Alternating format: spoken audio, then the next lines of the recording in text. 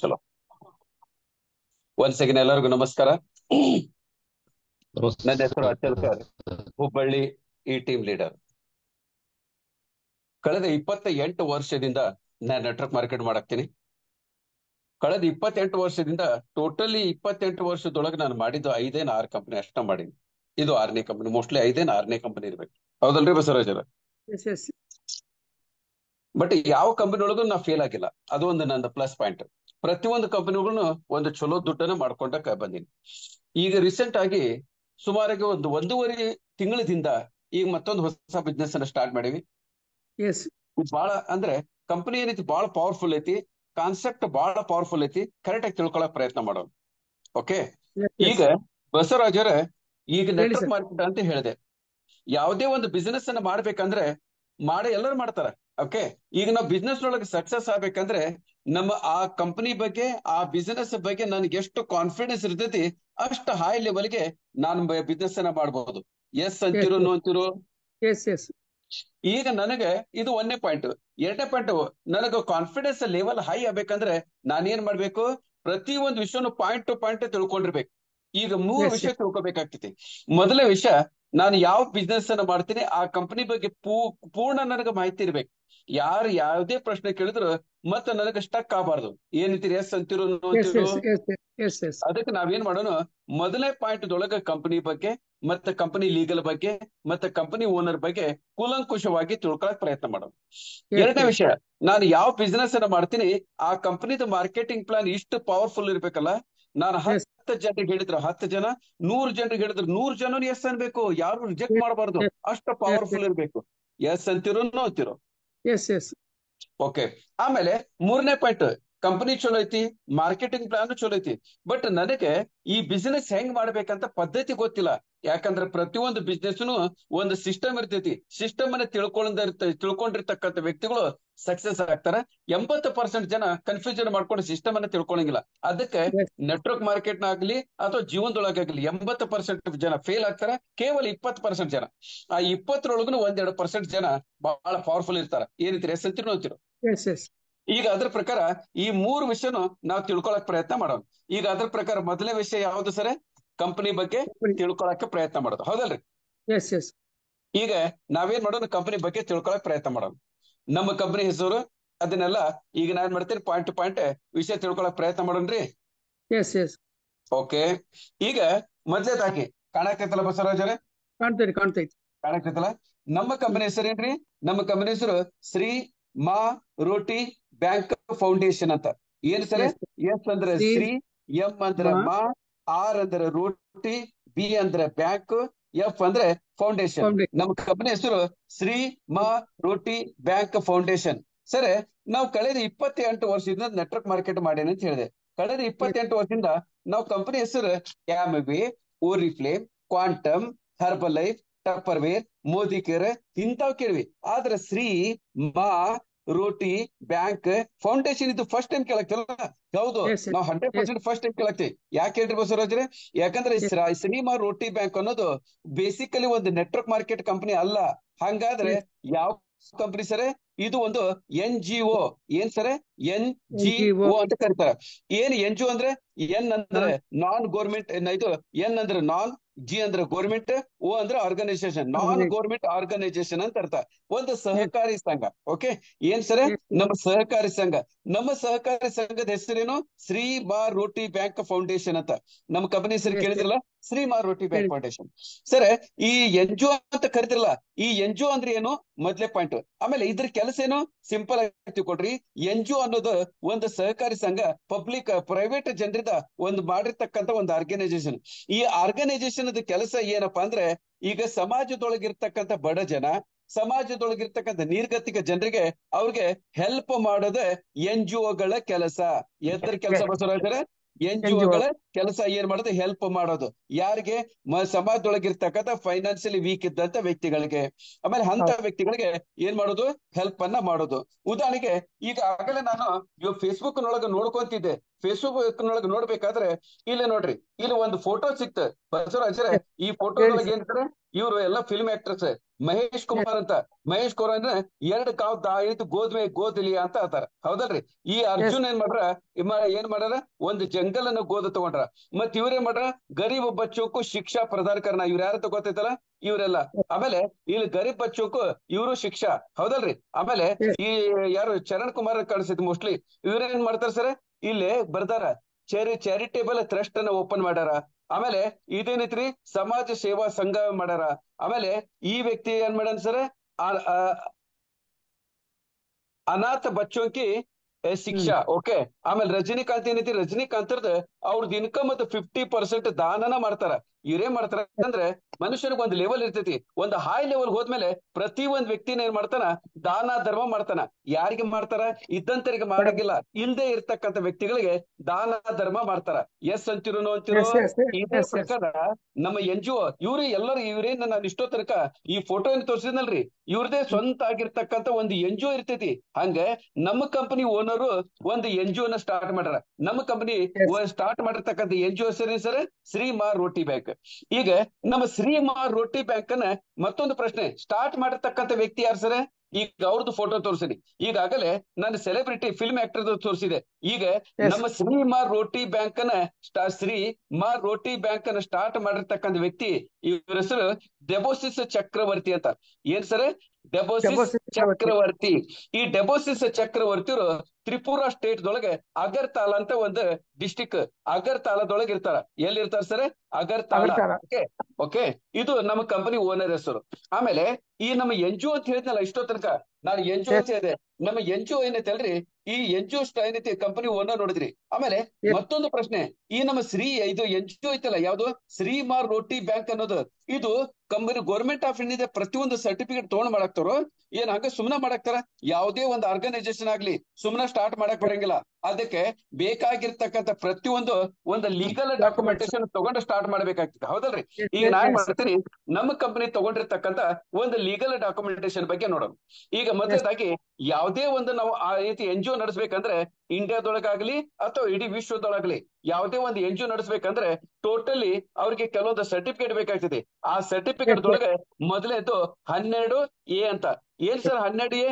ಯಾವುದೇ ಒಂದು NGO ನಡೆಸ್ಬೇಕಂದ್ರೆ ಇದು ಮೊದಲು ಕಂಪಲ್ಸರಿ ಬೇಕಾಗಿರ್ತಕ್ಕಂಥ ಒಂದು ಸರ್ಟಿಫಿಕೇಟ್, ಅದು ನಮ್ಮ ಕಂಪನಿ ಸಿಕ್ಕೈತಿ. ಓಕೆ. ಎರಡನೇದು ATC ಅಂತ ಐತಿ. ಎರಡನೇದು ATC ಅಂದ್ರೆ ಇದು ಇನ್ಕಮ್ ಟ್ಯಾಕ್ಸ್ ಡಿಪಾರ್ಟ್ಮೆಂಟ್ ಸಂಬಂಧಪಟ್ಟಿರ್ತಕ್ಕಂಥ ಒಂದು ಸರ್ಟಿಫಿಕೇಟ್. ಆಮೇಲೆ ಮೂರನೇದು ನೀತಿ ಆಯೋಗ.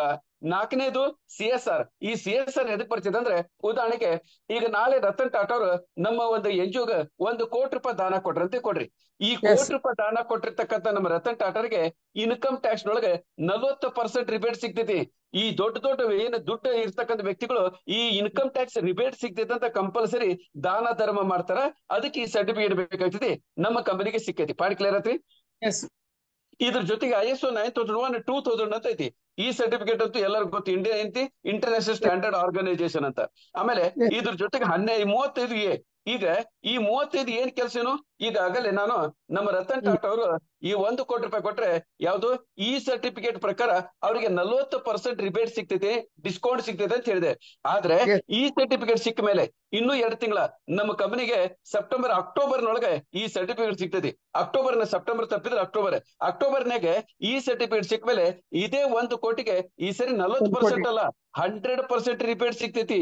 ಈಗ 1 ಕೋಟಿ ರಿಬೇಟ್ ಸಿಗ್ತೈತಿ ಅಂದ್ರೆ ನಮ್ಮ ಕಂಪನಿಗೆ ಡೊನೇಷನ್ ಕೊಡ್ತಕ್ಕಂಥ ವ್ಯಕ್ತಿಗಳ ನಂಬರ್ ಜಾಸ್ತಿ ಆಗ್ತೈತೆ ಕಡಿಮೆ ಆಗ್ತೈತ್ರಿ?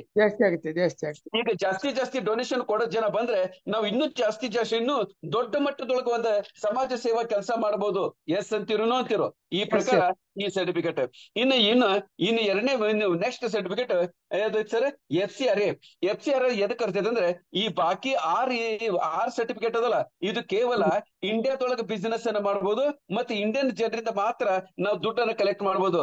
FCR ಬಂತಂದ್ರೆ ಇಡೀ ಇಂಡಿಯಾದೊಳಗೆ ಬಿಟ್ಟು ಮತ್ತೆ ಇಂಡಿಯಾ ಬಿಟ್ಟು ಈ ಟೋಟಲಿ ವಿಶ್ವದೊಳಗೆ 216 ದೇಶ ಅದಾವ.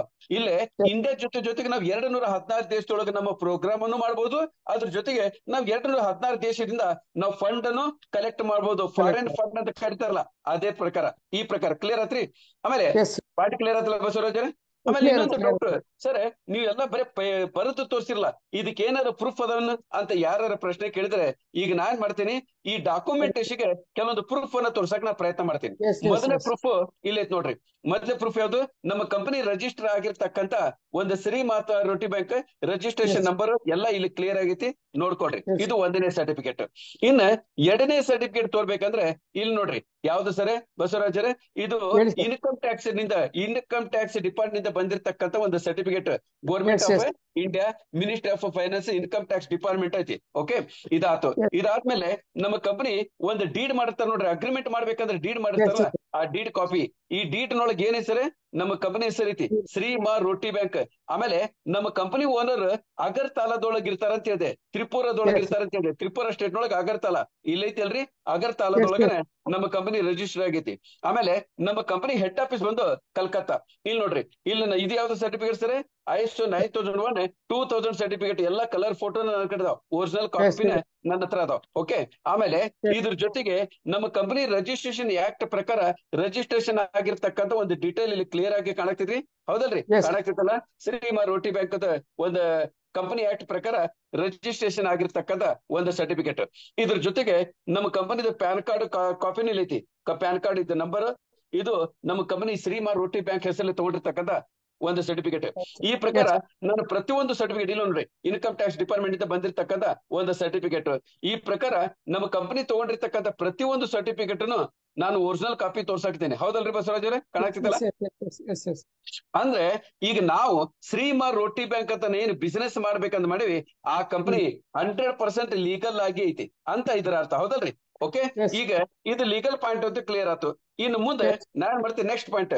ಈಗ ಎಲ್ಲಾ ಸರಿ ಸರ್, ನಮ್ಮ ಕಂಪನಿ ಲೀಗಲ್ ಐತಿ, ಆಮೇಲೆ ನಮ್ಮ ಕಂಪನಿ ಲೀಗಲ್ ಐತಿ. ಓಕೆ, ಇವರು ಏನೇನ್ ಕೆಲಸ ಮಾಡ್ತಾರ? ಸಮಾಜ ಸೇವೆ ಅಂತ ಹೇಳಿದ್ರಿ. ಆ ಸಮಾಜ ಸೇವೆ ಯಾವ್ಯಾವ ತರ ಕೆಲಸ ಮಾಡ್ತಾರ ಹೇಳ್ರಿ? ಈಗ ಮೊದಲೇದಾಗಿ ಇಲ್ಲೇ ಬುಜುರ್ಗೊಂಕ ಹಾಕೋಕ ಆಪರೇಷನ್ ಕರ್ನ ಏಜ್ ಆಗಿರ್ತಕ್ಕಂಥ ವ್ಯಕ್ತಿ ಇದೊಳಗೆ ಫ್ರೀ ಒಳಗೆ ಪ್ರತಿ ವರ್ಷ ಸಾವಿರಾರು ಜನರಿಗೆ ಒಂದು ಫ್ರೀ ಒಳಗೆ ಇದು ಮಾಡ್ತಾರ, ಏನು ಕಣ್ಣಿಂದ ಆಪರೇಷನ್. ಎರಡನೇದು ಗರೀಬ್ ಲಡ್ಕಿಗೆ ಶಾದಿ ಕರ್ವಾನ. ಇದೇ ತಿಂಗಳ ಮುಂದಿನ ವರ್ಷ ಮಾರ್ಚ್ ತಿಂಗಳದೊಳಗೆ ಒಂದು ಕಡಿಮೆ ಅಂದ್ರೆ 100 ಜನ ಮಿನಿಮಮ್ ಎಂದು ಸಾಮೂಹಿಕ ವಿವಾಹ ಮಾಡಾಕ್ತಾರ. ಅದಕ್ಕೆಲ್ಲ ಖರ್ಚು ನಮ್ಮ ಕಂಪನಿನ ನೋಡ್ಕೊಂತೈತಿ.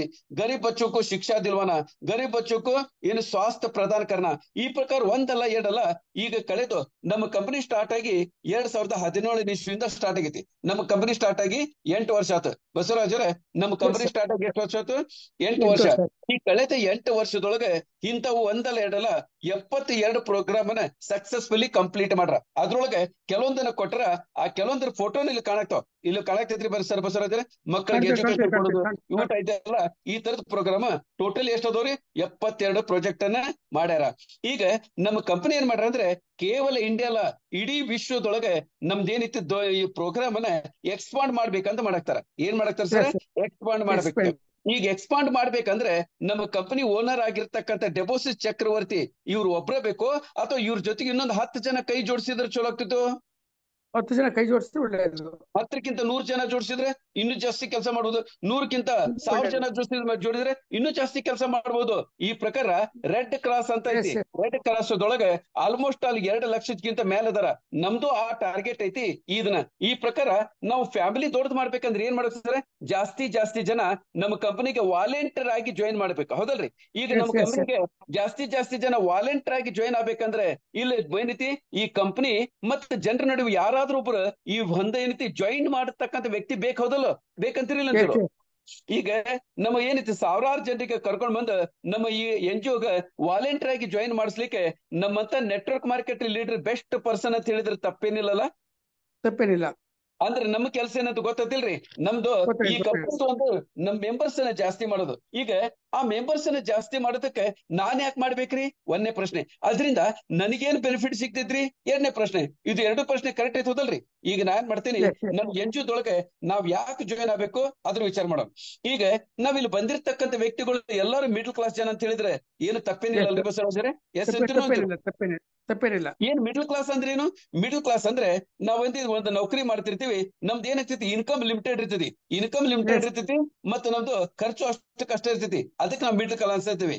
ಈಗ ನಮ್ಮಂತ ಮಿಡಲ್ ಕ್ಲಾಸ್ ಜನರಿಗೆ ಜೀವನದೊಳಗ ಆಸೆಗಳು ಬಹಳ ಇರ್ತಾವ. ಬಸವರಾಜರೇ, ನಮ್ಮಂತ ಮಿಡಲ್ ಕ್ಲಾಸ್ಗೆ ಜೀವನದೊಳಗ ಆಸೆ ಇರ್ತಾವ ಅಂತ ಹೇಳಿದೆ. ಯಾವ್ಯಾವ ಆಸೆ ಇರ್ತಾವ ಸ್ವಲ್ಪ ಬಿಟ್ಟು ಹೇಳ್ರಿ. ಇಲ್ಲಿ ನೋಡ್ರಿ, ನಮ್ ಫ್ಯಾಮಿಲಿ ಜೊತೆಗೆ ಚಲೋ ಇರ್ಬೇಕಂತ ಆಸೆ, ಫ್ಯಾಮಿಲಿ ನಮ್ ಜೊತೆಗೆ ನಮ್ಮ ಕೈಯಾಗ ಕೈ ತುಂಬಾ ದುಡ್ಡು ಇರ್ಬೇಕಂತ ಆಸೆ, ಮಕ್ಕಳಿಗೆ ಚಲೋ ಸ್ಕೂಲ್ ಕಾಲೇಜಿನೊಳಗೆ ಎಜುಕೇಶನ್ ಕೊಡ್ಬೇಕು, Yes, ಹೆಂಡತಿಗೆ ಮೈ ತುಂಬಾ ಬಂಗಾರ ಹಾಕ್ಬೇಕು, ಸ್ವಂತ ಕಾರು ಸ್ವಂತ ಮನಿ, ಆಮೇಲೆ ಫ್ಯಾಮಿಲಿ ಕರ್ಕೊಂಡ್ ಒಂದ್ 4-6 ದೇಶ ಸುತ್ತಬೇಕಂತ ಆಸೆ ಐತಿ. ಬಸವರಾಜ್ yes, ನಿಮಗೂ ಆಸೆ ಐತಿ yes. ಫಾರಿನ್ ಹೋಗ್ಬೇಕಂತ ಫ್ಯಾಮಿಲಿ ಕರ್ಕೊಂಡು? ಎಲ್ಲರಿಗಿದೆ. ಎಲ್ಲರಿಗೂ ಇರ್ತೈತಿ, ಆದ್ರೆ ಎಲ್ಲಾರ್ದು ಆಸೆ ಈಡೇರ್ತೈತೇನ್ರಿ? ಇಲ್ಲ. ಇಲ್ಲ. ಯಾಕೆ ಈಡೇರಂಗಿಲ್ಲ? ಯಾಕಂದ್ರೆ ನಮ್ಗೆ ಫೈನಾನ್ಸ್ ಇನ್ಕಮ್ ಮತ್ತು ಒಂದೇ ಒಂದು ಸೋರ್ಸ್ ಇರ್ತೈತಿ. ಇದರಿಂದ ನಾವು ಮನಿ ನಡ್ಸೋದ ಕಷ್ಟ. ಇನ್ ಎಲ್ಲಿ ಸರ್ ಕೈ ತುಂಬಾ ದುಡ್ಡು ಇವೆಲ್ಲ ನಮ್ಗೆ ಏನಾಗ್ತೈತಿ, ಮಾಡಕ್ ಆಗ್ಲಾರ್ದಂತ ಕೆಲಸ. ಹಂಗಾರೆ ನಮ್ಗೆ ಮಾಡಕ್ ಆಗೋದಿಲ್ಲೇನ್ರಿ? ಇದನ್ನೆಲ್ಲ ಮತ್ತೆ ಅಚೀವ್ಮೆಂಟ್ ಮಾಡ್ಬೇಕಂದ್ರೆ ನಾ ಏನ್ ಮಾಡ್ಬೇಕು ಸರ್? ಪ್ರತಿಯೊಂದಕ್ಕೂ ದಾರಿ ಐತಿ. ಈಗ ನಮ್ಗೇನೈತಿ, ಈಗ ಶ್ರೀಮಂತ ವಿಚಾರ ಮಾಡೋಣ. ಟಾಟಾ, ಬಿರ್ಲಾ, ಅಂಬಾನಿ, ಇವೇನ್ ದೊಡ್ಡ ದೊಡ್ಡ ರಿಚ್ ಪೀಪಲ್ ಅದ್ರಲ್ಲ, ಇವ್ರದ್ದು ಇನ್ಕಮ್ Yes. ಒಂದಿರಂಗಿಲ್ಲ, ಮಲ್ಟಿಪಲ್ ಇನ್ಕಮ್ಸ್ ಇರ್ತಾವ. ಎಷ್ಟ್ ಇರ್ತಾವ ಸರ್? Multiple income. ಈಗ ನಮ್ಮಂತ ಬಡವರು ಮಲ್ಟಿಪಲ್ ಇನ್ಕಮ್ ಅನ್ನು ತಗೊಳ್ಳಿಕ್ಕೆ ಸಾಧ್ಯ ಏನ್ರಿ ಸರ್? ಸಾಧ್ಯ. ಹೆಂಗಂತ ನಾನು ನಿಮ್ಗೆ ಒಂದು ಐಡಿಯಾ ಕೊಡ್ತೀನಿ. ಈಗ Yes, ನಾನು yes. ಒಬ್ಬ ನೌಕರದಾರ ಅಂತ ತಿಳ್ಕೊಂಡ್ರೆ ಬಸವರಾಜ್, ನಾನು ಒಬ್ಬ Yes. ನೌಕರದಾರ. ನನಗ ಪ್ರತಿ ತಿಂಗಳ 50,000 ರೂಪಾಯಿ ಪೇಮೆಂಟ್ ಐತಿ. ಈ 50,000 ರೂಪಾಯಿಂದ ನಾನು ಫ್ಯಾಮಿಲಿ ನಡೆಸಾಕ್ತೀನಿ. ಪಾಯಿಂಟ್ ಕ್ಲಿಯರ್ ಐತಿಲ್ರಿ? ಇದಕ್ಕಿಂತ ಮುಂದಂತೂ Yes, yes. ಬರಂಗಿಲ್ಲ.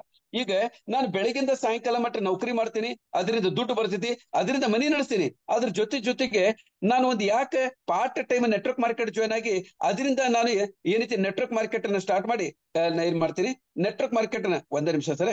ಈಗ ನೋಡ್ರಿ, ನಾನೇನ್ ಮಾಡ್ತೀನಿ, ಪಾರ್ಟ್ ಟೈಮ್ ದೊಳಗೆ ಒಂದು ನೆಟ್ವರ್ಕ್ ಮಾರ್ಕೆಟ್ ಅನ್ನ ಸ್ಟಾರ್ಟ್ ಮಾಡ್ತೀನಿ. ಆ ನೆಟ್ವರ್ಕ್ ಮಾರ್ಕೆಟ್ ನಿಂದ ಬರ್ತಕ್ಕಂಥ ಇನ್ಕಮ್ ನಿಂದ ಎರಡನೇ ಇನ್ಕಮ್ ಅನ್ನು ಸ್ಟಾರ್ಟ್ ಮಾಡೋದ್ರಿಂದ ಎರಡನೇ ಇನ್ಕಮ್ ಅಂತ ಕೌಂಟ್ ಮಾಡ್ಬೋದಾ? ಈಗ ನಾನು ಮೊದಲನೇ ಇನ್ಕಮ್ ಅಂತ ಮನೆ ನಡೆಸ್ತೀನಿ, ಆದ್ರೆ ಎರಡನೇ ಇನ್ಕಮ್ ಅನ್ನು ಖರ್ಚು ಮಾಡಂಗಿಲ್ಲ. ಈ ದುಡ್ಡು ಏನ್ ಮಾಡ್ತೀನಿ, ಈ ದುಡ್ಡನ್ನ ನಾನು ಶೇರ್ ಮಾರ್ಕೆಟ್ ನಾಗ ಇನ್ವೆಸ್ಟ್ಮೆಂಟ್ ಮಾಡ್ತೀನಿ. ಶೇರ್ ಮಾರ್ಕೆಟ್ ನಾಗ ಬಂದಿದ್ದ ದುಡ್ಡನ್ನ ಮೂರನೇ ಇನ್ಕಮ್ ಅಂತ ಕರಿಬೋದಾ? ಕರಿಬಹುದು.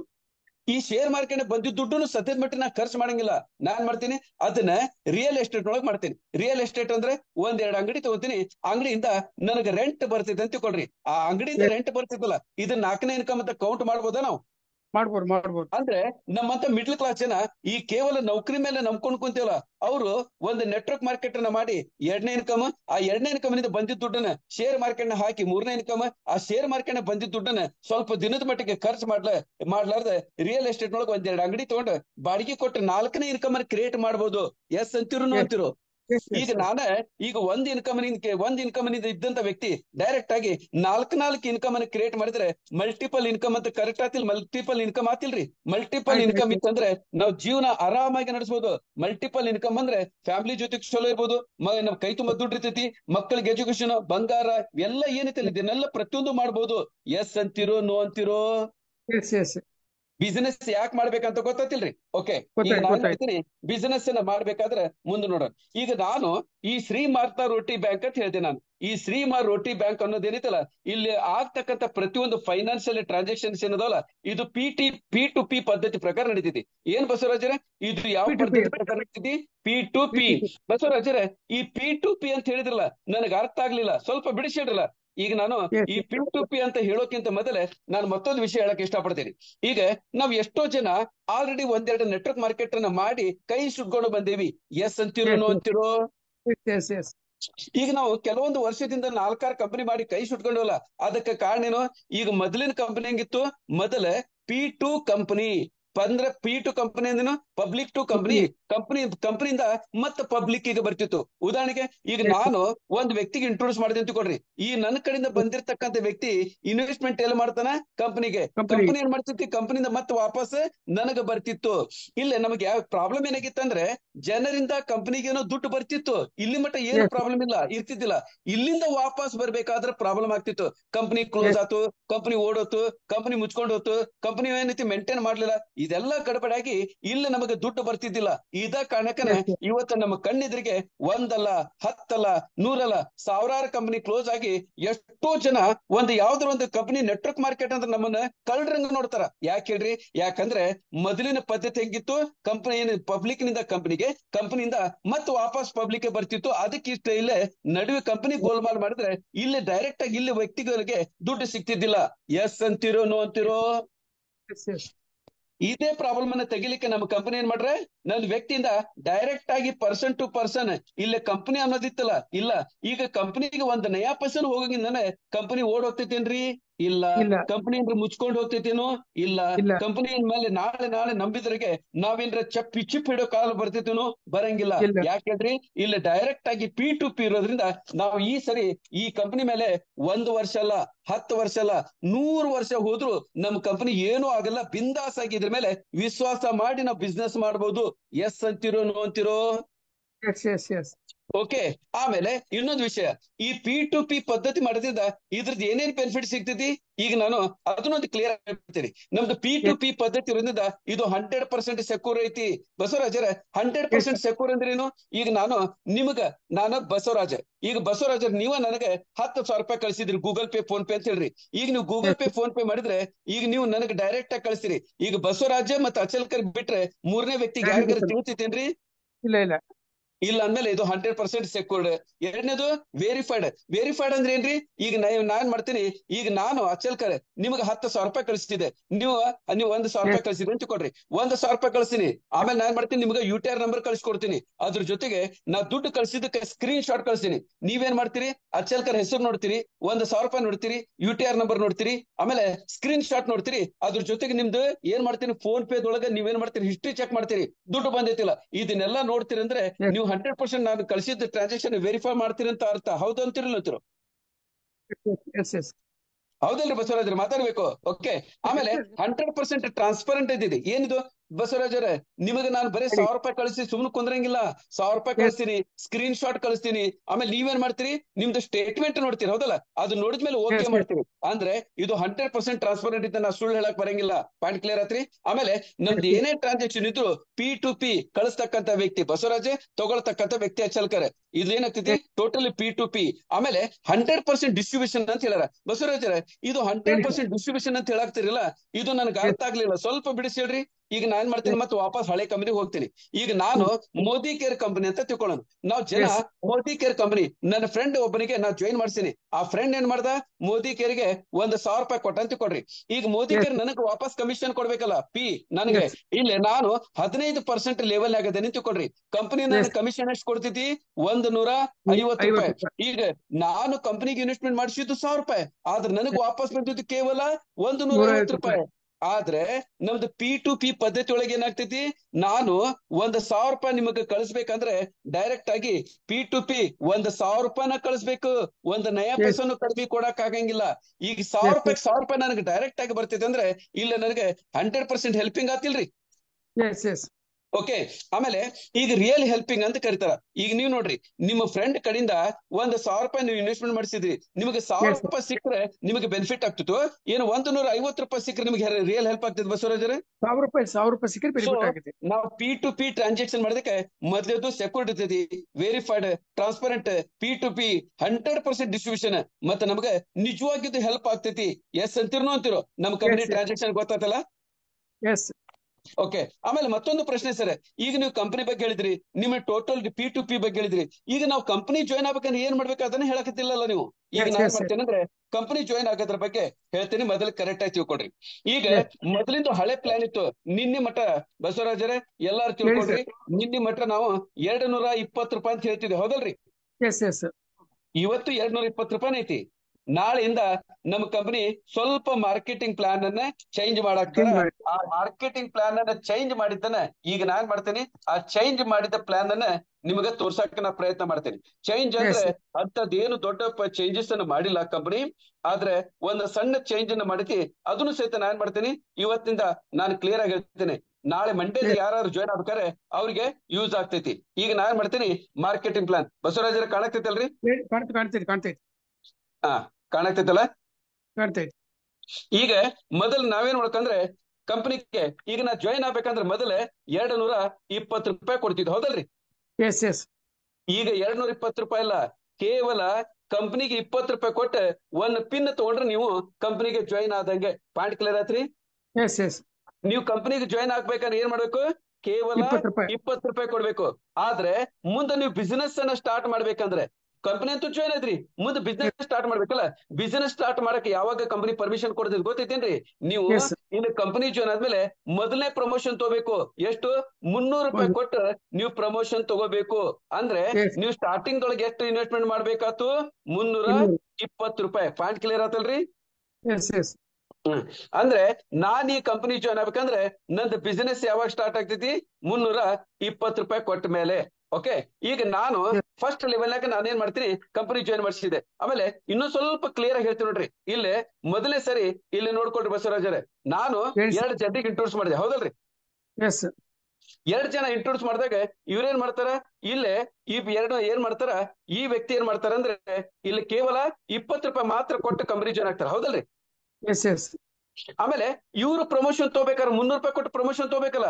ಈ ₹300 ಹೌದು ನಿಮಗ್ ಬರಂಗಿಲ್ಲ, ನಿಮ್ ಕೆಳಗ್ ಬರಂಗಿಲ್ಲ, ನಿಮ್ಮ ಅಪ್ಲೈನ್ ಹೋಗ್ತೈತಿ. ಪಾಯಿಂಟ್ ಕ್ಲಿಯರ್ ಆತ್ರಿ? ಆಮೇಲೆ ಎಸ್ ಎಸ್ ಈ 2 ಜನರಿಗೆ ಕೆಳಗಡೆ 4 ಜನ ಬರ್ತಾರಲ್ಲ, ನಿಮ್ ಕೆಳಗಡೆ 4 ಜನ ಎಸ್ ಮಾಡ್ತಾರ, ಅವರು ₹20 ಕೊಟ್ಟು ಜಾಯ್ನ್ ಆಗ್ತಾರ. ಆದ್ರೆ ಈ ವ್ಯಕ್ತಿ ಏನ್ ಮಾಡ್ತಾನ, ₹300, ಈ ವ್ಯಕ್ತಿ ₹300, ಈ ವ್ಯಕ್ತಿ ₹300, ಈ ವ್ಯಕ್ತಿ ₹300 ನಿಮಗೆ ಡೈರೆಕ್ಟ್ ಆಗಿ ಏನ್ ಮಾಡ್ತಾರ, ಅಕೌಂಟ್ಗೆ ಹಾಕ್ತಾರ. ಈ ಪ್ರಕಾರ ನಮಗ್ ಏನಾಗ್ತೈತಿ, ಈ ಸರಿ ಫಸ್ಟ್ ಲೆವೆಲ್ ಒಳಗೆ ಸೆಕೆಂಡ್ ಲೆವೆಲ್ ಆಗ ನಮ್ ಕೆಳಗಡೆ 4 ಜನ ಬರ್ತಾರಲ್ಲ, ಅವ್ರ ಏನ್ ಮಾಡ್ತಾರ, ನಾನೀಗ ₹300 ಕೊಟ್ಟು ಮೊದಲ ₹20 ಪಿನ್ನಿ ಕೊಟ್ಟೆ, ₹300 ನಾನು ಅಪ್ಗ್ರೇಡ್ ಮಾಡ್ಕೊಂಡಿಲ್ಲ. ಇಲ್ಲಿ ಅಪ್ಗ್ರೇಡ್ ಮಾಡ್ಕೊಂಡಾಗ ನನಗೆ ಏನಾಗ್ತೈತಿ, ₹1200 ಬರ್ತೈತಿ. ಎಷ್ಟು ಬರ್ತೈತಿ ಬಸವರಾಜರೇ? 1200. ಈಗ ನಾನ್ ಮಾಡ್ತೀನಿ, ನನಗ್ ಬಂದಿರತಕ್ಕಂತ ₹1200 ಏನ್ ಮಾಡ್ತೀನಿ ಬಸವರಾಜರೇ, ನನಗ್ ಬಂದಿರತಕ್ಕಂತ ₹1200 ನಾನು ಏನ್ ಮಾಡ್ತೀನಿ, ₹600 ಕೊಟ್ಟು ಈ ಸರಿ 2ನೇ ಪ್ರಮೋಷನ್ ತಗೋತೀನಿ. Second promotion ₹600. Yes yes point clear ಐತ್ರಿ? ಇನ್ ಎಷ್ಟು ಉಳಿತು ನನಗೆ ಪಾಕೆಟ್ಗೆ? ₹600. ಈಗ ನಾನು ಸೆಕೆಂಡ್ ಪ್ರಮೋಷನ್ ತಗೊಂಡೆ ಅಂತ ಹೇಳಿದ್ರಿ, ಹೌದಲ್ರಿ? ಸೆಕೆಂಡ್ ಪ್ರಮೋಷನ್ ತಗೊಂಡಾಗ ಏನಾಗ್ತೈತಿ, ಇಲ್ಲ ನನ್ನ ಕೆಳಗಡೆ ಸೆಕೆಂಡ್ ಲೆವೆಲ್ನಾಗ ಈಗ ಮೊದಲ 12 ಲೆವೆಲ್ ಇತ್ತು, ಈಗ 11 ಲೆವೆಲ್ ಮಾಡ್ರ. ಸೆಕೆಂಡ್ ಲೆವೆಲ್ನಾಗ ನನ್ನ ಕೆಳಗಡೆ ಎಷ್ಟು ಜನ ಇರ್ತಾರ? 4 ಜನ. ಈ 4 ಜನ ₹600 ನನ್ನಂಗ ಪ್ರಮೋಷನ್ ತಗೊಂಡ್ರೆ ನನಗೆ ಎಷ್ಟು ಬರ್ತಿದ್ರೆ? ₹4800. ಈಗ ನಾನ್ ಮಾಡ್ತೇನೆ ಬಸವರಾಜರೇ, ನನಗ ಬಂದಿರತಕ್ಕಂತ ಈ ₹4800 ಏನೈತಿಲ್ರಿ, ಕಾಣಕ್ತಿದ್ ಬಸವರಾಜರೇ? ಕಾಣ್ತೈತಿ ಇಲ್ಲ, ಈ ನಾಲ್ಗೆ ನನ್ನ ಅಕೌಂಟ್ಗೆ ಬಿದ್ದಿರ್ತಕ್ಕಂಥ ₹4000 ನಾ ಏನ್ ಮಾಡ್ತೀನಿ, ₹2000 ಕೊಟ್ಟು ಈ ಸರಿ 3ನೇ ಪ್ರಮೋಷನ್ ತಗೊಂತೀನಿ, ಥರ್ಡ್ ಪ್ರಮೋಷನ್. ಪಾಯಿಂಟ್ ಕ್ಲಿಯರ್ ಆತ್ರಿ? ಈಗ ನಾ ಥರ್ಡ್ ಪ್ರಮೋಷನ್ ತಗೊಂಡ್ಮೇಲೆನು ಇನ್ನು ನನ್ನ ಪಾಕೆಟ್ಗೆ ಎಷ್ಟು ಉಳಿತು? ₹2800. ಈಗ ನಾ ಪ್ರಮೋಷನ್ ತಗೊಂಡಿದ್ದು ಯಾವ್ದು ಬಸವರಾಜರೇ? 3ನೇ ಪ್ರಮೋಷನ್. ಈಗ ನಾ 3ನೇ ಪ್ರಮೋಷನ್ ತಗೊಂಡೇನಲ್ಮೇಲೆ ಇಲ್ಲಿ ಏನಾಗ್ತೈತಿ, 3ನೇ ಲೆವೆಲ್ಗೆ ಬಂದೆ. ಥರ್ಡ್ ಲೆವೆಲ್ನಾಗ ಈ 8 ಜನ ಒಂದೊಂದು ವ್ಯಕ್ತಿ 2 ಮಾಡಿದ್ರೆ 16 ಜನ ಬರ್ತಾರ. ಇಲ್ಲ ನಾನು 3ನೇ ಲೆವೆಲ್ ನೊಳಗ 16 ಜನ ಏನದಾರಲ್ರಿ, ಈ 16 ಜನ ಏನ್ ಮಾಡ್ತಾರ, ನನ್ನಂಗ ಅವರು ಪ್ರಮೋಷನ್ ತಗೋಬೇಕಾದ್ರೆ ನನ್ನ ಅಕೌಂಟಿಗೆ ಡೈರೆಕ್ಟ್ ಆಗಿ ಪೇಮೆಂಟ್ ಹಾಕ್ತಾರ. ಬಸವರಾಜರ, ಈ 16 ಜನ ₹2000 ನನ್ನ ಅಕೌಂಟಿಗೆ ಯಾಕೆ ಹಾಕ್ತಾರ? ಯಾಕಂದ್ರೆ ನಮ್ದು ಪದ್ಧತಿ P2 ಕಂಪನಿ ಟು ಪಿ ಅಲ್ಲ. ಈ ಪದ್ಧತಿ ಇರೋದಕ್ಕೆ ಡೈರೆಕ್ಟ್ ಆಗಿ ಯಾರೇ ಪ್ರಮೋಷನ್ ತಗೋಬೇಕಾದ್ರು ಇಲ್ಲ ಡೈರೆಕ್ಟ್ ಆಗಿ ಕಂಪನಿಗೆ ದುಡ್ಡು ಹಾಕಂಗಿಲ್ಲ, ಅವ್ರ ಅಪ್ಲೈನಿಗೆ ದುಡ್ಡು ಹಾಕ್ತಾರ. ಈ ಪ್ರಮೋಷನ್ ಕೊಡೋ ಅಧಿಕಾರ ನನ್ನ ಹತ್ರ ಐತಿ, ಅದಕ್ಕೆ ನನಗೆ ಡೈರೆಕ್ಟ್ ಬಂತು.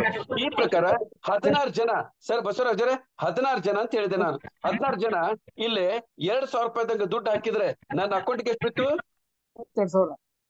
ಈ ₹32,000 ನಾ ಏನ್ ಮಾಡ್ತೀನಿ, ಮತ್ತೆ ಬಂದಿದ್ದು ದುಡ್ಡದೊಳಗೆ ₹4,000 ರೀ ಇನ್ವೆಸ್ಟ್ಮೆಂಟ್ ಮಾಡಿ ಈ ಸರಿ ನಾನು 4ನೇ ಪ್ರಮೋಷನ್ ತೊಗೊಳಕ್ತೀನಿ. ಎಷ್ಟನೇ ಪ್ರಮೋಷನ್ ರೀ? ಈಗ 4ನೇ ಪ್ರಮೋಷನ್ ತಗೊಂಡ್ಮೇಲೆನು ಇನ್ನು ನನ್ನ ಅಕೌಂಟಿಗೆ ಎಷ್ಟು ಉಳಿತ್ರಿ? ₹28,000. ಓಕೆ, ಈಗ ನಾನು 4ನೇ ಪ್ರಮೋಷನ್ ತಗೊಂಡೆ ಅಂತ ಹೇಳಿದ್ರಿ, ಹೌದಲ್ಲ? ಈಗ ನಾ ಏನ್ ಮಾಡ್ತೀನಿ, 4ನೇ ಯಾರೋ ನಡುವೆ ಮಾತಾಡಕ್ತಾರ. ಈಗ 4ನೇ ಲೆವೆಲ್ ಆಗಂತ ತಿಳ್ಕೊಳ್ರಿ. 4ನೇ ಲೆವೆಲ್ ಆಗ ಎಷ್ಟು ಜನ ಇರ್ತಾರ? ಮಾತಾಡ್ಬೇಕು ಬಸವರಾಜರೇ. ಯಾರಿದ್ರಿ ಮಹೇಶ್ ಅವ್ರೆ? 32 ಜನ. 32 ಜನ. ಈಗ 32 ಜನ ಒಂದೊಂದು ವ್ಯಕ್ತಿ ನನ್ನ ಅಕೌಂಟಿಗೆ 4,000. ಈಗ ಈ 32 ಜನ ನನಗ ಯಾಕೆ ದುಡ್ಡು ಹಾಕ್ತಾರ್ರಿ ಬಸವರಾಜರೇ? ಯಾಕಂದ್ರೆ ನಮ್ದು ಟ್ರಾನ್ಸಾಕ್ಷನ್ P2P ಪದ್ಧತಿ ಪ್ರಕಾರ ಐತಿ. ವ್ಯಕ್ತಿಯಿಂದ ಡೈರೆಕ್ಟ್ ಆಗಿ ವ್ಯಕ್ತಿ ಬರ್ತೈತಿ, ವ್ಯಕ್ತಿಯಿಂದ ಕಂಪನಿಯಿಂದ ವ್ಯಕ್ತಿ ಬರಂಗಿಲ್ಲ. ಅದಕ್ಕೆ ಪಾಯಿಂಟ್ ಕ್ಲಿಯರ್ ಆತಲ್ಲ? ಈ ಪ್ರಕಾರ 32 ಜನ ₹4,000 ಒಂದೊಂದು ವ್ಯಕ್ತಿ ಹಾಕಿದ ಅಂದ್ರೆ ನನ್ನ ಅಕೌಂಟಿಗೆ 1,28,000. ನಾನ್ ಮಾಡ್ತೀನಿ ಬಸವರಾಜರೇ, ₹1,28,000 ಈ ಸರಿ ನಾನು ₹8,000 ಇನ್ವೆಸ್ಟ್ಮೆಂಟ್ ಮಾಡಿ ಎಷ್ಟನೇ ಪ್ರಮೋಷನ್ ತಗೋತೀನಿ? 6ನೇ ಪ್ರಮೋಷನ್. 6ನೇದು ಹೋದಲ್ರಿ? 5ನೇದು 6ನೇದು ಕನ್ಫ್ಯೂಷನ್ ಐತಲ್ಲ? 5ನೇ ಪ್ರಮೋಷನ್. ಎಸ್. ಈಗ ನಾನೇನ್ ಮಾಡ್ತೇನೆ ಬಸವರಾಜರೇ, ₹8,000 ನಾನು ರೀ ಇನ್ವೆಸ್ಟ್ಮೆಂಟ್ ಮಾಡಿ 5ನೇ ಪ್ರಮೋಷನ್ ತೊಗೊಳಕ್ತೀನಿ, 5th ಪ್ರಮೋಷನ್. ಪಾಯಿಂಟ್ ಕ್ಲಿಯರ್ ಆತ್ರಿ? 5ನೇ ಪ್ರಮೋಷನ್ ತಗೊಂಡ್ಮೇಲೆನು ನನಗೆ ಎಷ್ಟು ಉಳಿತು? ಇನ್ನು ₹1,20,000 ₹1,20,000 ಉಳಿತು, ಹೌದಲ್ರಿ? ಈಗ ನಾನು 5ನೇ ಪ್ರಮೋಷನ್ ತಗೊಂಡೆ. 5ನೇ ಪ್ರಮೋಷನ್ ಇದ ಪ್ರಕಾರ ಎಷ್ಟು ಜನ ಅದಾರ? 64 ಜನ. ಒಂದ್ ವ್ಯಕ್ತಿ ಎಷ್ಟು? ಒಂದ್ ವ್ಯಕ್ತಿ ₹8,000 ನನ್ನ ಅಕೌಂಟ್ಗೆ ಎಷ್ಟು ಬೀಳ್ತೈತಿ ಬಸವರಾಜರೇ? 12,000.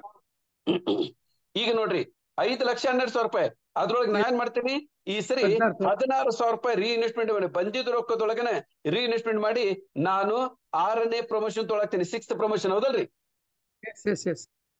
6th ಪ್ರಮೋಷನ್ ತಗೊಂಡ ಮೇಲೂ ಇನ್ನು ಎಷ್ಟು ಉಳಿತು ನನಗೆ ಇನ್ನು ನನ್ನ ಅಕೌಂಟ್ ಒಳಗೆ ಎಷ್ಟು 4,96,000 ರೂಪಾಯಿ ಇದೇ ಪ್ರಕಾರ ಮುಂದೆ ನಾನೇನ್ ಮಾಡ್ತೀನಿ 7ನೇ ಲೆವೆಲ್ ಅಂತ ತಿಳ್ಕೊಳ್ರಿ ಹೌದಲ್ಲ ಈಗ ನಾನು 6ನೇ ಲೆವೆಲ್ ಬಂದಿನಿ 128 ಜನ 128 ಜನ ನಾನೆಂಗ 16,000 ರೂಪಾಯಿ ಕೊಟ್ಟು 6ನೇ ಪ್ರಮೋಷನ್ ತಗೊಂಡೆ ಇವ್ರು 128 ಜನ 6ನೇ ಪ್ರಮೋಷನ್ ತಗೋಬೇಕಾದ್ರೆ ಒಂದೊಂದು ವ್ಯಕ್ತಿಯಿಂದ 16,000 ರೂಪಾಯಿದಂಗೆ ನನ್ನ ಅಕೌಂಟ್ಗೆ ಎಷ್ಟು ಜಮಾ ಆಯ್ತು 20,48,000 ರೂಪಾಯಿ ನಾನೇನ್ ಮಾಡ್ತೀನಿ ಈ 28,48,000 ರೂಪಾಯಿದೊಳಗನೆ ಈ ಸರಿ 32,000 ರೂಪಾಯಿ ನಾನು ಇನ್ವೆಸ್ಟ್ಮೆಂಟ್ ಮಾಡಿ 7ನೇ ಪ್ರಮೋಷನ್ ತೊಗೊಳಕ್ತೀನಿ ಹೌದಲ್ರಿ ಇದೇ ಪ್ರಕಾರ ಈಗ ನೋಡ್ರಿ 7ನೇ ಲೆವೆಲ್ನಾಗ ನಾನ್ ಇಲ್ಲೇ ಹೇಳ್ಬಿಡ್ತೀನಿ ಈ ಪ್ರಕಾರ ನಾನೇನ್ ಮಾಡ್ತೀನಿ 7ನೇ ಲೆವೆಲ್ನಾಗ 32,000 8ನೇ ಲೆವೆಲ್ನಾಗ 64,000 9ನೇ ಲೆವೆಲ್ನಾಗ 1,20,000 10ನೇ ಲೆವೆಲ್ನಾಗ ಎಷ್ಟು 2,50,000 ಈಗ 12ನೇ ಲೆವೆಲ್ನಾಗ ನಾನ್ ಮಾಡ್ತೀನಿ 5 ಲಕ್ಷ ನಾನು 12,000 ಕೊಟ್ಟು ಪ್ರಮೋಷನ್ ತಗೊಂತೀನಿ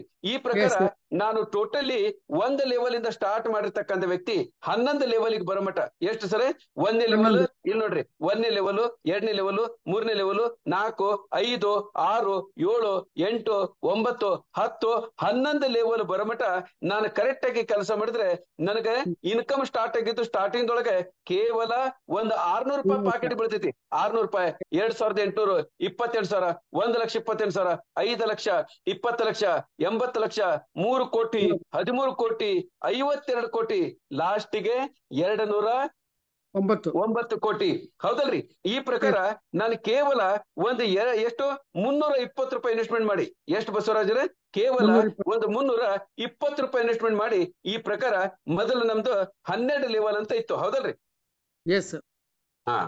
ಇಲ್ಲ ಸಾರಿ ಇಲ್ಲ ಹೋತಲ್ಲ ಇದು ಬೇಡ ಒಂದೇ ನಿಮಿಷ ಈ ಪ್ರಕಾರ ನಮ್ದೇನ್ ಹೆಸರು ಬಸವರಾಜರೇ ಮೊದಲ 12 ಲೆವೆಲ್ ಅಂತ ಇತ್ತು ಈಗ 11 ಲೆವೆಲ್ 1 ಲೆವೆಲ್ ಕಟ್ ಮಾಡ್ರ 11 ಲೆವೆಲ್ ಈಗ ನೋಡ್ರಿ ಈ ಪ್ರಕಾರ ನಾನು ಜೀವನದೊಳಗೆ ಕೇವಲ ನಾನು ಕಂಪನಿಗೆ ಕೊಡುದು 20 ರೂಪಾಯಿ ಮಾತ್ರ ಹೌದಲ್ರಿ ಅದ್ರ ಜೊತೆಗೆ ನಾನು ಫಸ್ಟ್ ಪ್ರಮೋಷನ್ ತಗೋಬೇಕಾದ್ರೆ 300 ರೂಪಾಯಿ ಈ ಪ್ರಕಾರ ನಾನು ಜೀವನದೊಳಗೆ ಒಂದೇ ಒಂದ್ಸರಿ 300 ರೂಪಾಯಿ 320 ರೂಪಾಯಿ ಇನ್ವೆಸ್ಟ್ಮೆಂಟ್ ಮಾಡಿ ನಾನು ಒಂದು 4-6 ಜನರಿಗೆ ಇಂಟ್ರೊಡ್ಯೂಸ್ ಮಾಡಿ ಎಷ್ಟು ಸರಿ 4-6 ಜನರಿಗೆ ಇಂಟ್ರೊಡ್ಯೂಸ್ ಮಾಡಿ ಇವ್ರಿಗೆ ನಾನು ಸಪೋರ್ಟ್ ಕೊಡುವಂತ ಹೋದಂಗೆ ಸ್ಟಾರ್ಟಿಂಗ್ ದೊಳಗೆ ನನಗೆ ಕೇವಲ ಒಂದು 600 ರೂಪಾಯಿದಿಂದ ಸ್ಟಾರ್ಟ್ ಆಗಿರ್ತಕ್ಕಂಥ ಒಂದು ಇನ್ಕಮ್ ಈ ಪ್ರಕಾರ ಲಾಸ್ಟ್ಗೆ ನನಗೆ ಎಲ್ಲಿ ಮಟ್ಟ ಬರ್ತೈತಿ ಲಾಸ್ಟ್ಗೆ ಈ ಪ್ರಕಾರ ನನಗೆ ಟೋಟಲಿ ನಾನು ಕ್ಯಾಲ್ಕುಲೇಷನ್ ಮಾಡಿದ್ರೆ 280 ಕೋಟಿ ಈಗ ನೋಡ್ರಿ ನಮ್ಮಂತ ಬಡ ಜನರಿಗೆ ಬರೀ ಒಂದು 320 ರೂಪಾಯಿ ಇನ್ವೆಸ್ಟ್ಮೆಂಟ್ ಮಾಡಿ ನಾನು ಒಂದು 4 ಜನರಿಗೆ ಇಂಟ್ರೆಸ್ಟ್ ಮಾಡಿ ಅವ್ರಿಗೆ ಸಪೋರ್ಟ್ ಕೊಡ್ಕೊಂಡು ಹೋದಂಗೆ ಸಣ್ಣಗೆ ಸ್ಲೋಲಿ ನನಗೆ 1,000 ಬರೀ ಮೊದಲು 100ರಿಂದ 1,000 1,000ರಿಂದ 10,000 10,000ರಿಂದ 1 ಲಕ್ಷ 10 ಲಕ್ಷ ಈ ಪ್ರಕಾರ ಹೇಳ್ಕೊಂತ ನಾಳೆ ಟೋಟಲಿ ನನಗೆ 280 ಕೋಟಿ ರೂಪಾಯಿ ಬರ್ತೈತೆ ಅಂತ ಕಂಪನಿ ಹೇಳ್ತಿ ಎಸ್ ಅಂತಿರೋ ಈಗ 12 ಲೆವೆಲ್ ಇಲ್ವಲ್ಲ ಈಗ 11 ಲೆವೆಲ್ ಮಾತ್ರ ಮಧ್ಯ ಲೆವೆಲ್ ಒಂದು ಕಟ್ ಮಾಡ ಈ ಪ್ರಕಾರ ನಾನು ಬರೀ ಒಂದು 320 ರೂಪಾಯಿ ಇನ್ವೆಸ್ಟ್ಮೆಂಟ್ ಮಾಡಿ ನಾನು ಕರೆಕ್ಟ್ ಆಗಿ ಕೆಲಸ ಮಾಡ್ಕೊತ ಹೋದ್ರೆ 280 ಕೋಟಿ ಅಂತೂ ಬರೋದು ಸತ್ಯ ಹೌದಲ್ರಿ ಆದ್ರೆ ನಾವು ಅನ್ಕೊಂಡಾಗ ಎಲ್ಲಾ ಕಡೆ 100% ವರ್ಕ್ ಆಗ್ತಿದ್ದೀನಿ ಬಸವರಾಜರೇ 100% ವರ್ಕ್ ಆದ್ರೆ ಯಾರು ಮಾಡ್ತಾರ ಅವ್ರಿಗಂತೂ ಸಿಗ್ತೈತಿ ನನ್ನ ಕಡೆಯಿಂದ 100% ಮಾಡಕ್ಕಾಗಿಲ್ಲ 50% 25% ಏನೂ ಆಗಂಗಿಲ್ಲ ನಾನ್ ಬರೇ 10% ಮಾಡಿದ್ರು ನನಗೆ 28 ಕೋಟಿ ಬರೋದಂತೂ ಸತ್ಯ 10% ಬೇಡ ಸ್ವಾಮಿ 5% ವರ್ಕ್ ಮಾಡಿದ್ರು 14 ಕೋಟಿ ಬರೋದಂತೂ ಸತ್ಯ ಬಸವರಾಜರೇ ಈಗ ನಾನು ಆಗಲೇ ಒಂದು ಮಾತು ಹೇಳಿದ್ದೆ ನಾನು ಏನ್ ಮಾತು ಹೇಳಿದ್ದೆ ಮೊದಲೇ ಆ ಸ್ಲೈಡ್ ಅನ್ನ ತೋರಿಸಿ ನಿಮಗೆ ಮಾತಾಡ್ತೇನೆ ಅಂದ್ರೆ ಅದು ಕರೆಕ್ಟ್ ಆಗಿ ನಿಮಗೆ ಅಂಡರ್ಸ್ಟ್ಯಾಂಡ್ ಆಗ್ತೈತಿ ಓಕೆ ಈಗ ನೋಡ್ರಿ ಬಸವರಾಜರೇ ಮೊದಲ ಏನ್ ಮಾಡಿದ್ದೆ ಇಲ್ಲೇ ಸ್ಟಾರ್ಟಿಂಗ್ ಒಳಗೆ ನಿಮ್ಗೆ ಹೇಳಿದ್ದೆ ನಾನು ನಮ್ಮಂತ ಮಿಡ್ಲ್ ಕ್ಲಾಸ್ ವ್ಯಕ್ತಿಗಳು ಈ ಒಂದು ಕಂಪನಿ ಸೇರ್ಕೊಂಡ್ರೆ ಏನಾಗ್ತೈತಿ ನಮಗೆ ಮಲ್ಟಿಪಲ್ ಇನ್ಕಮ್ ಬೇಕಂತ ಹೇಳಿದೆ ಹೌದಲ್ರಿ ಎಲ್ಲೈತದು ಓಕೆ ನಮಗೆ ಒಂದೇ ಒಂದು ಇನ್ಕಮ್ ಇರೋದ್ರಿಂದ ನಮಗ್ ಇಷ್ಟೆಲ್ಲ ನಾವು ಒದ್ದಾಡಕ್ತೇವೆ ಹೌದಲ್ರಿ ಬಸವರಾಜರ? ಈಗ ಎಸ್ ಎಸ್ ನಾವ್ ಎಲ್ಲಿ ಹೋಗ್ತದ ಪೆನ್ ಹಚ್ಚ ಈಗ ನೋಡ್ರಿ ಬಸವರಾಜರ, ಒಂದೇ ಒಂದು ಇನ್ಕಮ್ ಇರೋದ್ರಿಂದ ನಮಗೆಲ್ಲ ಇಷ್ಟೆಲ್ಲ ಪ್ರಾಬ್ಲಮ್. ನಾವ್ಯಾಕೆ ಒಂದೇ ಒಂದು ಇನ್ಕಮ್ ಇರೋದ್ರಿಂದ ನಾವು ಅಕಸ್ಮಾತ್ ಈಗ ನೋಡ್ರಿ, ನಾನ್ ನೌಕರಿ ಮಾಡಾಕ್ತೀನಿ, ನನಗೊಂದು 50,000 ರೂಪಾಯಿ ಪೇಮೆಂಟ್ ಐತಿ, ಅದರಿಂದ ಫ್ಯಾಮಿಲಿ ನಡೆಸಾಕ್ತೀನಿ. ಈಗ ನಾನು ಎರಡನೇ ಇನ್ಕಮ್ ಅನ್ನ ಒಂದು ಎರಡನೇ ಆಪ್ಷನ್ ಅಂತ ಒಂದು ನೆಟ್ವರ್ಕ್ ಅಂತೇನಲ್ಲ, ಅದನ್ನ ಯಾಕೆ ನಾನು ಈ ಶ್ರೀಮಾ ರೋಟಿ ಬ್ಯಾಂಕ್ ಅನ್ನ ಒಂದು ನೆಟ್ವರ್ಕ್ ಅನ್ನ ಮಾರ್ಕೆಟ್ ಮಾಡಿ ಎರಡನೇ ಇನ್ಕಮ್ ಕ್ರಿಯೇಟ್ ಮಾಡಬಾರ್ದು? ಮಾಡ್ಬೋದು. ಒಂದೆರಡಿಗೆ ಕೋಟಿ ಗಂಟೆ ಬರಂಗಿಲ್ಲ. ಮೊದಲ 600 ರೂಪಾಯಿ ಬರ್ತೈತಿ, ಆಮೇಲೆ 2800, ಹಿಂಗ 1000 ಗಂಟೆ ಬರ್ತೈತಲ್ಲ. ಬಂದಂಗ ನಾ ಏನ್ ಮಾಡ್ತೀನಿ, ನಾನು ಖರ್ಚು ಮಾಡಂಗಿಲ್ಲ. ಅದನ್ನ ಒಂದು 6 ತಿಂಗಳ, 1 ವರ್ಷ, 2 ವರ್ಷ ನಾ ಒಟ್ಟ ದುಡ್ಡು ಮುಟ್ಟಂಗಿಲ್ಲ. ಅದನ್ನ ಶೇರ್ ಮಾರ್ಕೆಟ್ ಹಾಕ್ತೀನಿ. ಶೇರ್ ಮಾರ್ಕೆಟ್ ಒಳಗೆ ಹಾಕಿದ್ರೆ ಮೂರನೇ ಇನ್ಕಮ್ ಕ್ರಿಯೇಟ್ ಆತಿಲ್ರಿ. ಎಸ್ ಎಸ್ ಈ ಮೂರನೇ ಇನ್ಕಮ್ ನಾನು ಅದ್ರಾಗೂ ರೊಕ್ಕ ತಗೊಳಂಗಿಲ್ಲ. ಯಾಕಂದ್ರೆ ಲಾಂಗ್ ಟರ್ಮ್ ವಿಷನ್ಗೆ ಇಲ್ಲಿ ಮನಿ ನಡ್ಸಕತ್ತೀನಿ, ನಂದು ಮನಿ ಅಂತೂ ನಡೆಯಕ್ತೈತಿ. ಈ ದುಡ್ಡನ್ನ ತಗೊಂಡು ನಾನ್ ಮಾಡ್ತೇನೆ ರಿಯಲ್ ಎಸ್ಟೇಟ್. ಈಗ ನೋಡ್ರಿ, ನಾವ್ ಬರೀ 5% ನಾವು ಕೆಲಸ ಮಾಡಿದ್ರು 14 ಕೋಟಿ ಬರ್ತೈತೆ ಅಂತ ಹೇಳಿದೆ. ಅದನ್ನ ನಾನು ಈ 14 ಕೋಟಿ ಒಳಗೆ ಬರೀ 2 ಅಂಗಡಿ ತಗೋಬಹುದು, ಏನು ಮನಸ್ಸು ಮಾಡಿದ್ರೆ 10 ಅಂಗಡಿ ತಗೋಬಹುದು ಸರ್ ಬಸವರಾಜರ. 10 ಹೆಚ್ಚು ತಗೋಬಹುದು. 10 ಅಂಗಡಿನ ಬಾಡಿಗೆಗೆ ಏರ್ಸಿದ್ರೆ ನಂದು 4ನೇ ಇನ್ಕಮ್ ಬರ್ತೈತಿಲ್ರಿ.